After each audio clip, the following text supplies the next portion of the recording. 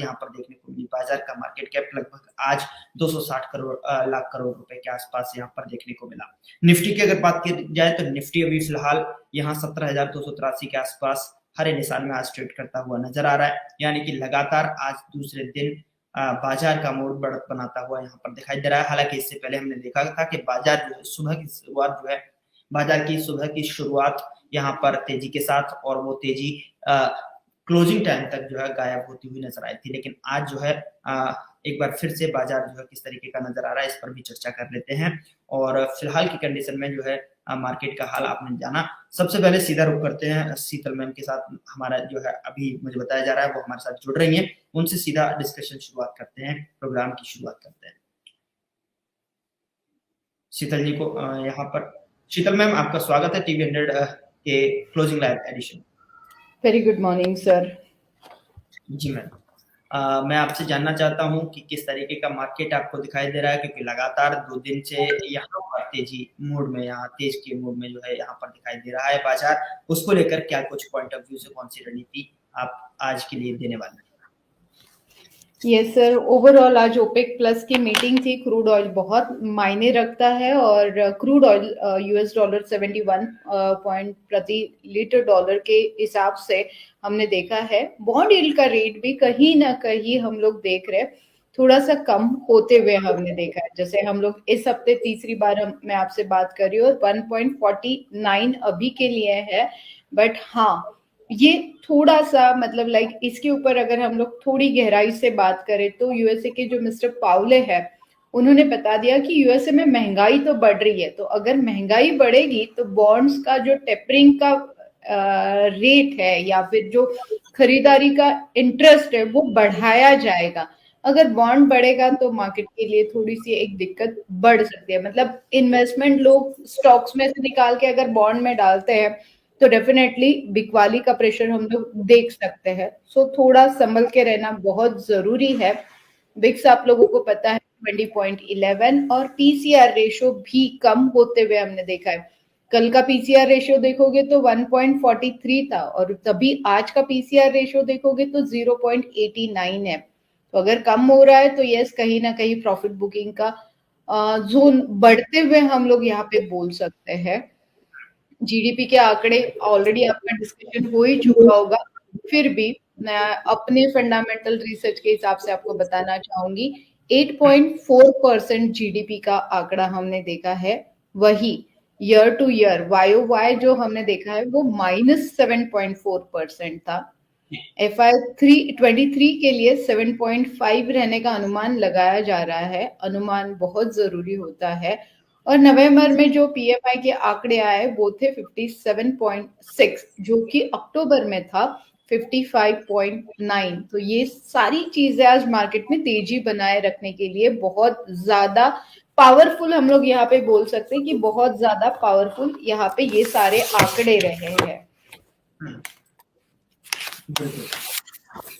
तो ये यहाँ पर मैम आज जो है निफ्टी पर एक बार नजर डालिए, निफ्टी किस तरीके का दिखाई दे रहा है और निफ्टी में क्या कुछ जो है संभावित संभावनाएं लग रही हैं? क्या ये जो तेजी है, तेजी का मूव बाजार में है वो यहाँ पर सस्टेन करता हुआ नजर आए?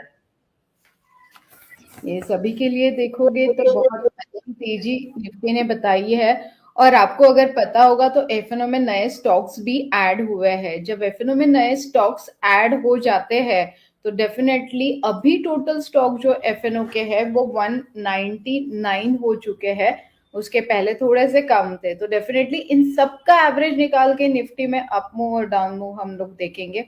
ये स्टडी करना आपके लिए बहुत जरूरी रहेगा क्योंकि कौन से स्टॉक एफएनओ में ऐड हुए हैं।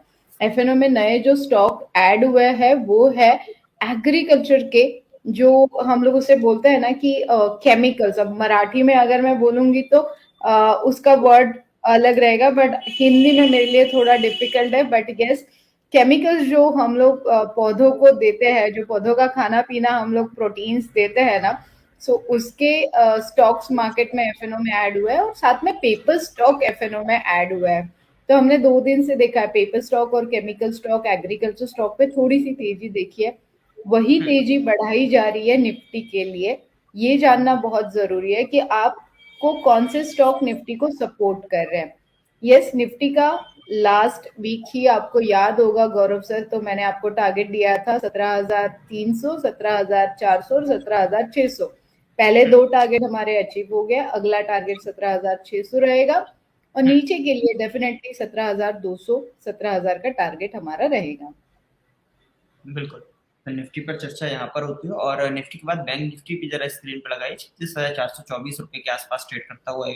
काउंटर तकरीबन 62 पॉइंट जो है उछाल के साथ में, और देखिए 36,517 का एक हाई उच्चतम लेवल इसने बनाया आज, और 36,166 का एक निचला स्तर इसमें देखने को मिला। क्या बैंक निफ्टी के हिसाब से क्या राय आपकी तरफ से रहेगी? गौरव सर, अगर निफ्टी और बैंक निफ्टी में कंपैरिजन करना पड़े तो कौन सा डिफरेंस आपको दिख रहा है, क्या आप मुझे बता पाओगे? तो हम लोग उसके ऊपर भी अपने व्यूवर्स को बताएंगे कि डिफरेंस कैसे काउंट किया जाता है। जी जी जी जी, प्लीज इसको भी थोड़ा सा डिफाइन यहाँ पर कर दीजिए, जिससे कि व्यूअर्स को भी यहाँ क्या या एक दो कहते हैं ना कि बैंक निफ्टी निफ्टी दोनों ही एक साथ जो है कंपैरिजन के साथ चलते हैं। निफ्टी जितना उसमें उछाल यहाँ पर देखने को मिलता है, उसके यहाँ पर उलट बैंक निफ्टी भी एक तरीके से देखते हैं। कहते हैं कि एक ही तराजू में इसको तोड़ा जाता है। जितने भी एक्सपर्ट हैं जब बात करता हूँ तो वो ये बताते हुए नजर आते हैं, जो निफ्टी का जो दबाव है, निफ्टी का जो प्रेशर है, वो कहीं ना कहीं यहाँ पर देखने को मिल सकता है। एक ही तराजू के दोनों एक अलग अलग भाग हैं। तो इसका जरा एक डिटेल से जरा छोटे से शॉर्ट में आप जो है समझा दें तो ज्यादा बेहतर रहेगा। इसके लिए गौरव सर आपको मेरी क्लासेस ज्वाइन करनी पड़ेंगी। बिल्कुल, डेफिनेटली। बिल्कुल बिल्कुल। लेकिन यहाँ बैंक निफ्टी का इतना जो है इम्पैक्ट जो है बैंकिंग सेक्टर पर यहाँ पर पड़ता हुआ नजर आएगा। क्लास तो ज्वाइन करेंगे ही करेंगे, क्योंकि सीखना यहाँ पर सीखते रहना ही जिंदगी का दूसरा नाम है। क्योंकि सीखते सीखते ही आगे चलना चाहिए।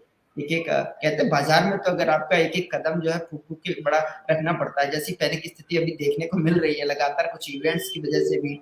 क्योंकि जो एक्सपर्ट्स दिग्गज एक्सपर्ट्स हमारे साथ आते हैं उनका भी ये कहना होता है, जब जितने भी एक्सपर्ट से मैं बात करता हूँ, बाजार के जानकारों से भी बात करता हूँ, तब वो ये बताते हुए नजर आते हैं। देखिए किस तरीके की जो है पैनिक स्थिति है। हालांकि जो कुछ इवेंट्स हैं, चाहे कोविड-19 का ओमिक्रॉन कह लीजिए, एविएशन सेक्टर पर किस तरीके से रोक लगती हुई, वहां पर देख लीजिए सारा ओवरऑल करके फंडामेंटल खबरों का भी इम्पैक्ट यहाँ पर देखने को मिलता है। और आप तो नंबरों की माहिर हैं, दिग्गज हैं, नंबरों को किस तरीके से जोड़ तोड़ करना है, किस तरीके से भुनना है, उनको अच्छी तरीके से आपको पता है। तो निफ्टी बैंकिंग सेक्टर पे किस तरीके से बैंक सेक्टर का प्रभाव इस पर पड़ते हुए देख रही है? एज पर निफ्टी में जैसे हमने बोला कि 199 स्टॉक पे अभी ट्रेड होने वाला है, वही बैंक निफ्टी में कोई नया सेक्टर ऐड नहीं हुआ है। एज पर कंपेयर अगर आप देखोगे तो 180 पॉइंट अभी निफ्टी प्लस चल रही है, वही एज पर कंपेयर मतलब रेट का कैलकुलेशंस आप करोगे और यस नंबर का गेम थोड़ा सा आप खेलोगे यहाँ पे, तो डेफिनेटली सिर्फ 84 पॉइंट प्लस में है और बैंक निफ्टी सिर्फ 84 पॉइंट और निफ्टी 180 पॉइंट। तो ये जो डिफरेंस है ना, ये एक एक्चुअली इसे हम लोग एक टेक्निक बोलेंगे, एक टेक्निकल व्यू बोलेंगे, एक फंडामेंटल स्ट्रेटजीज बोलेंगे। ये जो डिफरेंस अमाउंट होता है ना, ये कैच करने के लिए डेफिनेटली अभी भी उम्मीद बनाए रख सकते हैं हम लोग कि 38,000 बैंक निफ्टी जाएगा। ये जब कैलकुलेशंस होते हैं ना, ये काफी डीप कैलकुलेशंस करने पड़ते हैं। मेरा मैथ्स बहुत खराब है, बट फिर भी इस पैसे गिनने के बारे में अगर आप मुझे पूछोगे तो मेरा मैथ्स बहुत अच्छा होता है। और यस वही मैथ्स आपको, वही कैलकुलेशंस आपको यहाँ पे लगाना पड़ेगा, डिफरेंस कैलकुलेट करना पड़ेगा, वो एडिशन सब्सक्रिप्शन मल्टीप्लिकेशन जब आप सारी चीजों का करोगे तब मिनिमम यहाँ से एक मोटा मोटी अगर हम लोग बता दें तो अगला टारगेट बैंक निफ्टी के लिए 38,000 का रहेगा। नीचे के लेवल पे अगर आप बात करोगे तो नीचे आने की उम्मीद अभी के लिए थोड़ी सी कम है, क्योंकि ये डिफरेंस भरना पहले बैंक निफ्टी का और ट्रेडर्स का काम रहेगा। और यस 38,000 आने के बाद हम लोग वापस 37,500 एक बार छोटा मोटा प्रॉफिट बुकिंग वहां पे देखेंगे। और यहाँ इस लेवल से अगर मुझे आप नीचे पूछोगे तो ज्यादा से ज्यादा 36,000 तक एक अच्छा सपोर्ट लेते हुए बैंक निफ्टी हमें दिख रही है। ठीक है, निफ्टी बैंक निफ्टी पर बारीकी से यहाँ पर चर्चा आपने देखी। अब बात कर लेते हैं ऑटो सेक्टर की। मैम ऑटो सेक्टर में किस तरीके का जो है उतार चढ़ाव आपको जरा ऑटो सेक्टर पर देखिए, क्योंकि अभी अगर देखा जाए तो का भी यहाँ पर 41% जो है यहाँ निचला स्तर यहाँ पर देखने को मिला है। उनकी बिक्री में 41% जो है डाउन होता हुआ देखने को मिला है। आइसर मोटर की बात कर लीजिए, 19% जो है इनका जो है जो बिक्री का रेट है वो डाउन होते हुए घटा है इसमें देखने को मिल रहा है। तो ऑटो सेक्टर पर आपका क्या व्यू पॉइंट रहेगा ओवरऑल? क्योंकि अब तो सबसे हीरो मोटोकॉर्प की बात की जाए तो चित्तौड़ में यहाँ पर एक ईवी लाने की भी संभावना है, वहाँ काम शुरू हो गया है इनके उस प्लांट पर। तो ऐसे को इसको देखते हुए क्या कुछ जानकारी किस तरीके से आप इसको रीड आउट करती हुई नजर आ रही Gaurav sir, I really proud of you कि आपने बहुत सारी न्यूज इकट्ठा कर लिया। आई थिंक आपने मेरे डर से न्यूज इकट्ठा करना शुरू कर दिया है। So that's really great thing. Yes, पहले हम लोग बात कर लेते हैं ऑटो सेक्टर्स के। जो कल बिक्री के आंकड़े आए हैं, कहीं ना कहीं कम ज्यादा हमने देखा है। सबसे मेन रीजन अगर आप देखोगे तो अभी भी 2-3 महीने हमें सेमीकंडक्टर जो चिप है उसका है? जो प्रोडक्शन घट चुका है या फिर उस प्रोडक्शन की कहीं ना कहीं हमें कमी दिख रही है ना, वो सारा इफेक्ट और 2-4 महीने हमें ऑटो सेक्टर्स में दिखने के लिए मिलेगा, क्योंकि उसके बगैर इन लोगों को दूसरा कोई ऑप्शन है ही नहीं। और उसका प्रोडक्शन जो है वो कम ही हो रहा है। मतलब हम लोग उसे नहीं बोल सकते कि और ज्यादा इसके प्रोडक्शन में बढ़ोतरी हो गई। बीच में कभी एक न्यूज आ गई थी कि अभी और दूसरी कंपनीज भी सेमीकंडक्टर चिप्स बनाने के लिए रेडी है वगैरह, बट उसका इस ऑटो सेक्टर्स की जो बिक्री के कल आंकड़े आए उसमें साफ तौर पे ये दिखाई दिया कि सेमीकंडक्टर चिप की कमी अभी भी हो रही है। जैसे आइशर मोटर की ही अगर आप बात कर लो तो 10% से उनकी बिकवाली बढ़ी तो है, और जो इम्पोर्ट हुआ है वो 4082 इतना इम्पोर्ट हुआ है। सो ओवरऑल मोटा मोटी देखोगे तो इसे हम लोग सेफ ही बोल सकते हैं। वही सबसे फेवरेट और सबका फेवरेट, और हर एपिसोड में आप मुझे टाटा मोटर्स के बारे में पूछते हो, तो जी। यस डेफिनेटली टाटा मोटर्स बहुत अच्छा स्टॉक है। ये हमने बहुत बार बोला है, वो भी हम लोग अभी बताएंगे कि 25% से बिक्री बढ़ चुकी है। ठीक है। अब टाटा मोटर्स की बिक्री क्यों बढ़ी है? क्योंकि ये लोग ज्यादातर काम करते हैं ट्रैक्टर्स, एग्रीकल्चर, जहां पे बहुत डिमांड और सीजन के हिसाब से भी हमें देखना होता है। सो यस, 62,192 यूनिट्स इन लोगों ने सेल किए हैं। अगर आप इसे डिवाइड करोगे कैसे कैसे कौन से यूनिट बेचे गए हैं, तो डोमेस्टिक जो है वो 58,073 यूनिट्स इन्होंने बेचे हैं। कमर्शियल व्हीकल्स जो इन्होंने बेचे हैं वो 32,245 इन्होंने बेचे हैं। वही जी। पैसेंजर जो है वो 29,778 इन्होंने बेचे हैं। इलेक्ट्रिक व्हीकल्स जो आए हैं वो 1751 इन्होंने सेल किए हैं। गुड नंबर हम लोग इसे बोल सकते हैं। तो जब भी मतलब लाइक आपको तो पता है हमने इसका टारगेट दिया था कि 750 760 के 450 460 के आसपास इसे अगर आपको ये मिल जाता है तो आपकी प्रोफाइल में ऐड कर लीजिए, डेफिनेटली आपको बहुत अच्छा रिटर्न्स देके जाएगा। बिल्कुल, यहाँ आइशर मोटर, टाटा मोटर की बात हुई और हीरो मोटोकॉर्प की बात हुई, लेकिन यहाँ पर मारुति सुजुकी भी थोड़े-से सुर्खियों में बनी हुई है मैम। यहाँ पर क्या चक्कर है, किस तरीके से? क्योंकि कंपनी जनवरी में ऐसा अनुमानित है कि जनवरी 2022 से फिर ये इन कारों के दाम बढ़ाने जा रही है। रॉ मटेरियल की जो कीमतें हैं वो बढ़ना इसकी वजह बन सकती है। तो ऐसे में मारुति सुजुकी की तरफ से, क्योंकि अब जो नया मारुति कंपनी ने 30 नवंबर से क्या है कि जो ही इको वैन के गैर कार्गो में वेरिएंट की कीमतें तकरीबन 8,000 रुपए की बढ़ाए जाने की संभावना है।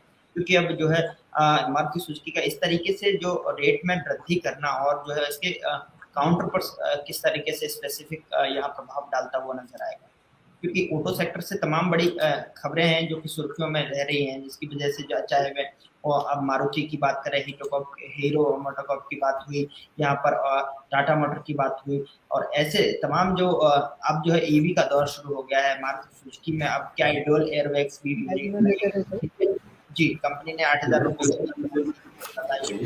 क्या कुछ समझ इस सब चीज इस तरीके से आप पॉइंट आप यस सर, डेफिनेटली मारुति का अगर आप देखोगे यहाँ पे तो 9% से सेल कम हुआ है। यहाँ पे सबसे बड़ा रीजन जो हमने स्टार्टिंग में बात की, सेमीकंडक्टर चिप्स की जो बात की, ये सबसे बड़ा रीजन है यहाँ पे कि उसका हम लोग उसे बोल सकते हैं डिसएडवांटेज मारुति के लिए हुआ है। बट हाँ, यहाँ पे अगर आप देखोगे तो 9,004 यूनिट जो है ये इन्होंने इम्पोर्ट किए हैं। ये आंकड़ा बहुत अच्छा हम लोग इसे बोल सकते हैं। तो ओवरऑल मारुति लॉन्ग टर्म के हिसाब से डेफिनेटली ऑटो स्टॉक सभी बहुत अच्छे हैं, क्योंकि ऑटो की डिमांड तो कम नहीं होने वाली है और नए नए वर्जन आने वाले हैं। बट रही बात आपने जो बताया कि 8,000 रुपीज से कॉस्ट बढ़ने वाला है, जब 8,000 रुपीज से कॉस्ट बढ़ेगा तो ग्राहकों के लिए ये ठीक नहीं है। कंपनी का ठीक है, प्रोडक्शन कॉस्ट मिल जाएगा, कंपनी को फायदा होगा, बट वही जहाँ पे 10 ग्राहक लेने वाले हैं उसमें से 2 ग्राहक थोड़ा सा सोच समझ के लेने की कोशिश करेंगे, तो वो वन टाइप हम लोग उसे यही बोल सकते हैं कि कहीं ना कहीं कंपनी के लिए भी थोड़े दिक्कत पैदा कर सकता है। मतलब 100% प्रॉफिट में से सिर्फ 90% प्रॉफिट हम लोग यहाँ पे बोल सकते हैं। बिल्कुल। यहाँ पर क्योंकि चिप की कमी के बाद भी मारुति को ग्रोथ मिली, दूसरी सभी कंपनियों की मंथली सेल्स यहाँ पर गिरती हुई नजर आई थी, लेकिन यहाँ मारुति को थोड़ी सी ग्रोथ यहाँ पर मिलती हुई नजर आई थी, जैसे अभी जिक्र मैम ने यहाँ पर किया। और साथ ही साथ अगर देखा जाए तो 18 इस तरीके की जो खबरें हैं, इस पर जो है तकरीबन 16 अप्रैल को इसमें सभी मॉडल्स के एक्स शोरूम कीमतों को भी 1.6% जो है फीसदी के साथ बढ़ाया गया था। वहीं 18 जनवरी की अगर बात की जाए ऑटो मेकर्स ने भी कुछ मॉडलों की कीमतों में 34,000 रुपए तक। तो ऐसे में ये सुजुकी की बात हुई, यहाँ पर जो हीरो मोटोकॉर्प की बात हुई। अब बात कर रहे थे टीवीएस की। जरा टीवीएस को जरा अपने रडार पर लेकर आइए। टीवीएस से किस तरीके की जो है अब आपको दिखाई दे रही है उम्मीदें, और चार्ट बेसिस पर, फंडामेंटल बेसिस पर किस तरीके का जो है इसमें इम्पैक्ट और एक्शन नजर आ रहा है। 679 के आसपास जो है ट्रेड करता हुआ ये काउंटर। यस, टीवीएस का टोटल सेल जो हुआ है वो 3.22 से 2.72 पर आया है। मतलब हम लोग इसे बोल सकते हैं कि सेल जो हुआ है वो कम हुआ है, बट हाँ डेफिनेटली इनका जो इम्पोर्ट हुआ है ना वो 96,000 हुआ है। तो देखिए ऐसे टाइम पे ना आपको स्ट्रैटेजीज बना के काम करना चाहिए। जब आपके पास ऑटो के आंकड़े आ चुके हैं कि इस तरीके से ऑटो के आंकड़े काम करने वाले हैं, और कल के डेट में अगर आपके पास ऑटो के आंकड़े आ ही जाते हैं और इंपोर्ट और आप लोकल सेल जब देख लेते हो, तो अगर आप इसमें स्ट्रैटेजी बना के काम करोगे ना तो डेफिनेटली, जैसे हम लोग चार्ट पे देख ही रहे हैं, आज का चार्ट आप देख सकते हो, नीचे भी आया है ऊपर भी गया है, मतलब काफी अच्छा लो और काफी अच्छा हाई बना के एक स्टडी लेवल पे ये काम कर रहा है। तो ऐसे टाइम पे आपके पास चांस था, दोनों साइड जो इंट्राडे ट्रेडर है स्पेशली उनके लिए बहुत अच्छा चांस था कि आप दोनों साइड पैसे कमा सकते हो। बट यस, उसी के लिए आपके व्यूज बहुत जरूरी होते हैं। जो टीवी 100 व्यूज देते हैं वो पहले सुनना, और जो ऑटो के आंकड़े आते हैं वो भी देखना बहुत जरूरी होता है। इतनी सारी चीजों का स्टडी करोगे तो आने वाले कुछ दिनों में आप सीख जाओगे। और टीवीएस मोटर डेफिनेटली 700 एंड 720 का टारगेट हम लोग देते हैं, जिस तरीके से इंपोर्ट लेवल उसका बढ़ रहा है। बिल्कुल। तो टीवीएस मोटर स्क्रीन पर आप देख पा रहे हैं करंट भाव 680 रुपए के आसपास ट्रेड करता हुआ। उच्चतम लेवल दिन का इसका बात की जाए 683 के आसपास, और निचला स्तर इस काउंटर ने बनाया 669 रुपए 25 पैसे के आसपास निचला स्तर इसमें रिकॉर्ड किया जा रहा है। ठीक है मैम, छोटा सा ब्रेक, यहाँ पर ब्रेक का वक्त है, छोटा सा ब्रेक के बाद जल्द हाजिर होता हूँ। कुछ और सवाल यहाँ पर व्यूअर्स के हैं जो आपसे ही पूछना चाह रहे हैं। ब्रेक के बाद आपका एक बार फिर से स्वागत है। आप देख रहे हैं बाजार का क्लोजिंग लाइव एडिशन, और हमारे साथ दिग्गज एक्सपर्ट का पैनल जो है हमारे साथ मौजूद है, और इसमें शीतल मैम से हमारी बातचीत लगातार जारी है, जहां पर जो है अभी तक तमाम जो सेक्टर पर यहाँ पर चर्चा होती हुई, चाहे auto sector, Tata Motors, Eicher Motors, TVS, Maruti, इन सब पर जो है चर्चा हो चुकी है। और अब बात कर लेते हैं IRCTC और थोड़ा सा क्रिप्टो के बारे में समझ लेते हैं IRCTC पे। मैम, IRCTC को लेकर जो है आपकी तरफ से क्या कुछ व्यू पॉइंट है, किस तरीके की राय रहेगी? क्योंकि IRCTC अगर देखा जाए तो कहीं ना कहीं यहाँ पर जो मुझे नजर आ रहा है 814 रुपए 15 पैसे के आसपास ट्रेड करता हुआ नजर आ रहा है, जो कि आज का हाई इसने 815 का लिया और लो 803। क्या रहेगा व्यू पॉइंट? ऑनलाइन जो बस है, that is called a red bus, जो ऐप है, इन्होंने आईआरसीटीसी के साथ एक नया प्लेटफॉर्म बुकिंग शुरू किया है। सो जब कोई भी चीज, मतलब जब आप अकेले काम कर रहे हो और जब आप एक्सपर्ट की राय ले रहे हो, सो दैट इज कॉल्ड, वहां पे और कॉम्बिनेशन ऑफ वर्क बढ़ जाता है और प्रॉफिट ऑफ रेशियो बढ़ जाता है। तो आने वाले दिनों में रेड बस और आईआरसीटीसी का जो टाई अप हुआ है तो वो अच्छा रहेगा, का फायदा हम लोग आईआरसीटीसी को होते हुए देख सकते हैं।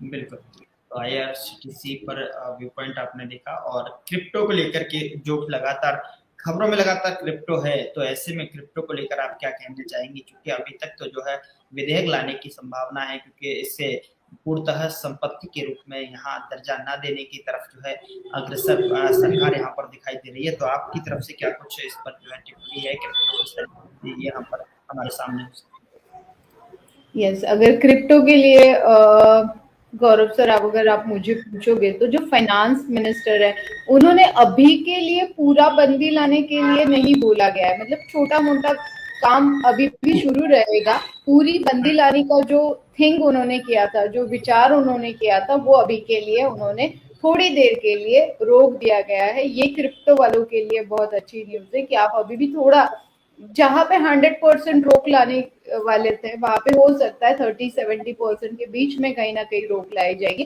बट यस, 30% मिनिमम क्रिप्टो में आप काम कर सकते हो। ये क्रिप्टो ट्रेडर्स के लिए बहुत अच्छी बात है। अब उसमें से आपके न्यूमरोलॉजी के हिसाब से कौन सा क्रिप्टो आपके लिए अच्छा है, वो डेफिनेटली आप बताने के आपको हम लोग बता सकते हैं। तो वही क्रिप्टो को लेकर, चूंकि यहाँ पर निवेश करने की संभावनाएं लोगों की ज्यादा हैं और क्रिप्टो की तरफ जो है रुझान भी लोगों का यहाँ दिखाई दे रहा है, तो किस तरीके का निवेश पॉइंट ऑफ व्यू से किस तरीके से निवेश यहाँ पर करने की आपकी तरफ से सलाह रहेगी?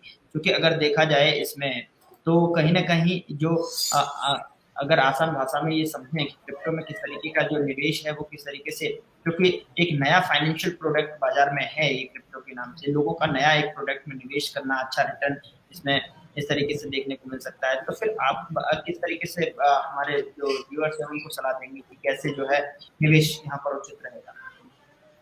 एज पर डेट अगर गौरव सर मुझे पूछोगे तो 3, 6 एंड 9 के लिए क्रिप्टो करेंसी बहुत अच्छा सेगमेंट होता है। ठीक है, सेगमेंट के हिसाब से और बर्थडेट के हिसाब से अगर पैचअप आप मुझे पूछोगे तो 3, 6, 9 ये द रिचेस्ट प्लैनेट से बिलोंग करते हैं, तो इनके लिए डेफिनेटली क्रिप्टो का सेशन अच्छा होता है। उसमें से कौन सी करेंसी लेना ये भी एज पर बर्थडेट हम लोग बता सकते हैं। जब हमारे हमारे पास उनका मूलांक और भाग्यांक हो तो हम लोग सारी चीजें उनको बहुत प्रॉपर्ली गाइड कर सकते हैं। बट अभी के लिए हम लोग सजेस्ट करेंगे 3, 6, 9 बेस्ट रहेगा। 369 बेस्ट रहेगा मेन तरफ से यहाँ पर क्रिप्टो को लेकर। वैसे अभी देखा जीडीपी में ग्रोथ जैसे शुरुआत में आपने चर्चा की, यहाँ पर देखने को मिली, फिर उसके बाद अगर जीडीपी के साथ साथ देखें तो मामूली बढ़त यहाँ पर जीएसटी में भी देखने को मिली है। जीएसटी को लेकर क्या कुछ भी पॉइंट रहेगा आपको मैम? जीएसटी का इस बार जो कलेक्शन है वो बहुत अच्छा रहने के ब्राइट चांसेस है, क्योंकि जैसे आफ्टर लॉकडाउन सारे बिजनेसेस एक्टिवेट हो गए, सारी चीजें वापस एक्टिवेट हो गई, बिजनेस में हम लोग ट्रांजेक्शन देख रहे हैं, जो उतार चढ़ाव हम लोग देख रहे थे वो चढ़ाव की तरफ काफी सारे businesses, travel sectors, entertainment sectors हम लोग कर रहे थे। और यहाँ पे अगर आप देखोगे तो होटल और एंटरटेनमेंट सेक्टर से ज्यादा जीएसटी का कलेक्शन आता है। तो यस, इस बार हम लोग ज्यादा जीएसटी का कलेक्शन देख सकते हैं, मतलब एक उम्मीद लगा के रख सकते हैं। जैसे फंडामेंटल हमने ऑटो के आंकड़े देखे ना, उसी तरह हमें जीएसटी के भी आंकड़े का थोड़ा सा स्टडी अगर पहले से हम लोग कर सकते हैं तो कौन से सेक्टर्स में और कौन से मतलब स्टॉक्स में ज्यादा जीएसटी का कलेक्शन हुआ है, वो भी बहुत मैटर करेगा फंडामेंटली आपको long term, mid term, short term के लिए स्टॉक होल्ड करने के लिए। बिल्कुल, बिल्कुल, क्योंकि मैम क्या है ना कि जीडीपी के बाद में जीएसटी भी यहाँ पर बढ़ता हुआ यहाँ नजर आया। खास तौर पर नवंबर में अगर देखा जाए 1.31 लाख करोड़ रुपए का कलेक्शन अक्टूबर से ज्यादा यहाँ पर देखने को मिला। और साथ ही 2021 के जो नवंबर में जीएसटी कलेक्शन को जैसे मैंने बताया कि 1.31 लाख करोड़ रुपए अक्टूबर के मुकाबले इसमें बढ़ोतरी भी दर्ज की गई है। तब यह पहले जो अक्टूबर में था 1.30 लाख करोड़ रुपए था। देश में जीएसटी लागू होने के बाद ये दूसरा सबसे बड़ा कलेक्शन ऐसा बताया जा रहा है, जो खबरों के माध्यम से जो जानकारी है कि किस तरीके से जो है अब तक का सबसे ज्यादा जीएसटी कलेक्शन इसी साल अप्रैल में दर्ज किया गया था। तब ये तकरीबन 1.41 लाख करोड़ रुपए का कलेक्शन किया था। तो अब इस बार नवंबर का कलेक्शन उम्मीद के मुताबिक नहीं रहा, ऐसा कह सकते हैं, या फिर आने वाले समय में जो है ये जीएसटी कलेक्शन अब तक के सारे रिकॉर्ड तोड़ सकता है? एक्चुअली यस, आने वाले समय में जीएसटी के सारे मतलब 2022 के लिए अगर आप मुझे बोलोगे तो यस, डेफिनेटली हम लोग सारे आंकड़े ब्रेक होते हुए देखेंगे। हम लोग ओवरऑल सारे बिजनेसेस के लिए 2022 बहुत अच्छा रहेगा, specially finance business, specially diamond jewellery business के लिए भी। और इन सब से जो जीएसटी के आंकड़े आएंगे वो अमेजिंग रहेंगे। ये रिकॉर्ड डेफिनेटली रखना, जब आपको जीएसटी के आंकड़े मिलेंगे एंटरटेनमेंट, डायमंड ज्वेलर्स और ऑटो ज्वेलर सेलर से जब आपको आंकड़े मिलेंगे तो ये रिकॉर्डिंग डेफिनेटली चलाना। बिल्कुल, साफ तौर पर जब जीएसटी कलेक्शन की जब बात हो ही रही है तो जीएसटी कलेक्शन की मामूली बढ़त मैं आपको बताना चाहूँगा कि नवंबर में 2021 में 1.31 लाख करोड़ रुपए का ये कलेक्शन यहाँ पर रहा है। सीजीएसटी का आंकड़ा अगर देखा जाए तो इसका हिस्सा तकरीबन 23,978 करोड़ रुपए, आईजीएसटी पर भी अगर बात की जाए तो इसका हिस्सा तकरीबन यहाँ पर 66,815 करोड़ रुपए रहा। एसजीएसटी का भी अगर देखा जाए साथ ही साथ तो 31,127 करोड़ रुपए इसको मिला है। तो ये जो है कहीं न कहीं जीएसटी, जीडीपी सारे एंगल्स जो है यहाँ पर और मैम के अकॉर्डिंग जो है कि आने वाले समय में जो जीएसटी है